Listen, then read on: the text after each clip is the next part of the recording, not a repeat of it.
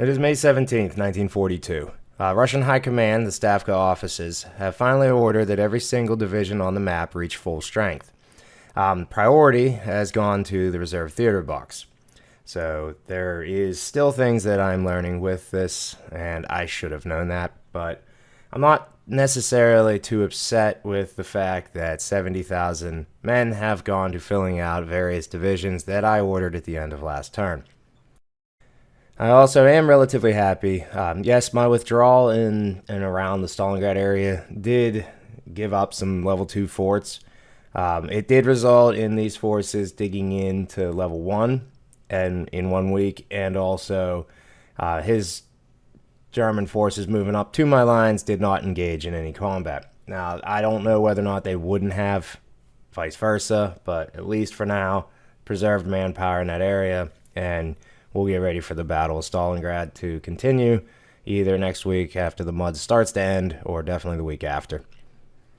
In fact, with the weather being as bad as it is across the majority of the map, the only area of combat in the northern area here is just one hex across a small river southeast of Tambov.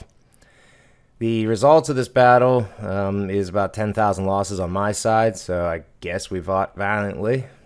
Either way, the 261st does rout and retreat. Now, this is an area of the map where I did bring 3 brigades plus a division over to it to help out with reinforcing anywhere that's necessary, and I do form them into the 13th Guards Rifle Division.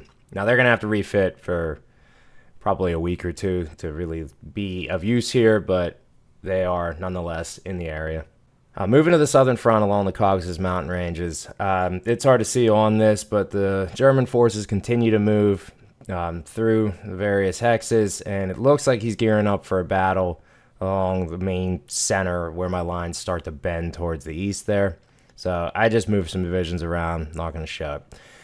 Near Grozny, he engages in one combat and pushes back one of the small divisions that I left last week sitting there that wasn't able to move due to his zone of control at the time. So it's a very minor battle. It doesn't result in the 10,000 losses that the one on the north did, and that sets the stage for how I begin to proceed on my turn.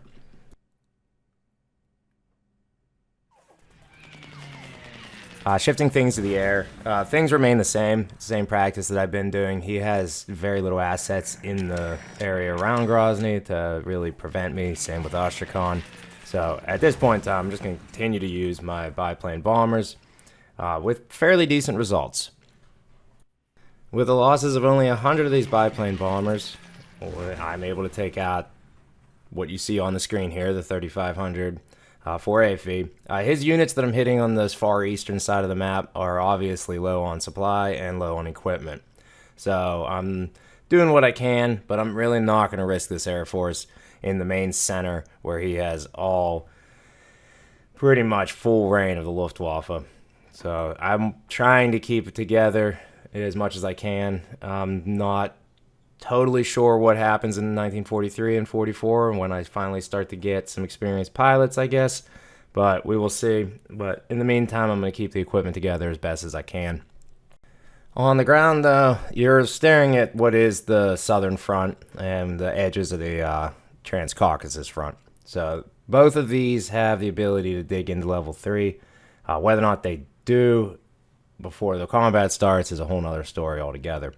But the idea that I'm kicking around in my mind is with my southwestern front, which is to the green units to start moving to the northwest of Stalingrad, being my assault front, I'm not able to get past level 1 forts there. So even though they do get priority in like the supply and however the computer calculates that, I'm pondering moving them down to where level 2 or 3 forts will have been built.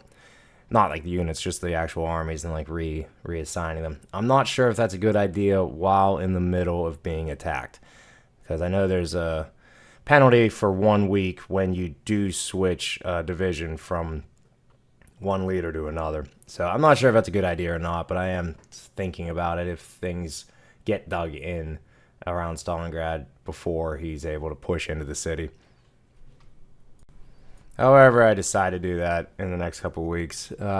It doesn't matter when it comes to Ostracon itself. I have a division here that was able to refit, this 30th Rifle Division. So I slide it into the part of the line with the weakened unready division and put him back in the city to refit as well. The idea here is just to make his divisions unable to like threaten the city of Stalingrad from the east and hopefully ultimately hold this Volga river line where the Swamp Hex is, at least for the bulk of the summer into November, should give me very good defensive terrain. So that, coupled with the fact that he doesn't have good supply here, I'm hoping to make this kind of, don't want to say unconquerable, but that's the goal. In the south here by Grozny, it's very clear from my perspective that he's not getting supply. And from what I've heard from talking to other people in the forums and whatnot, is that it does become an issue, the game mechanics, where you literally cannot get supply this far east. And if that is the case, and everything looks like it is, I'm going to take advantage of it. I'm not sure I'm going to be able to push him back enough to where I can retake Grozny, but I railed another unit up. I'm considering bringing units down into here. The only issue with that is the fact that I can't get support units to go here. So these armies at this point in time aren't able to get more artillery or anything like that. I don't know how to change that. So I'm not sure whether or not I have to open up that rail line to Ostracon, because that's kind of a very long-term goal at this point in time. But if there is a way for me to figure out how to get more artillery down here, then I will. But at least for the time being, I'm going to strike back where I can. So for this week, that means a series of 2 attacks on the same motorized division. And I do succeed there.